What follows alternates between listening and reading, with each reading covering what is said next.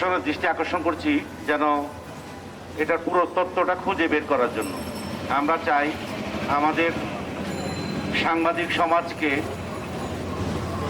এভাবে নির্মমভাবে এই যে জবাই করে দিল, এটার প্রতিঘাত আমরা চাই। এই যে সাংবাদিক আসাদুজ্জামান তুহিনকে নৃশংসভাবে হত্যা করেছে, আমরা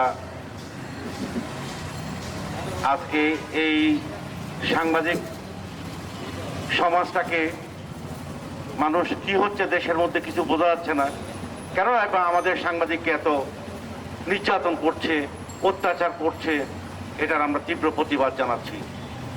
এবং আমরা চাই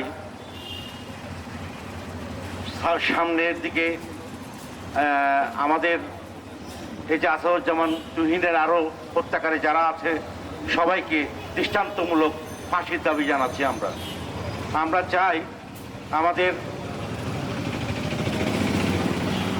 সাংবাদিক সমাজটাকে সবাই সুন্দর দৃষ্টিতে দেখুক মানুষ।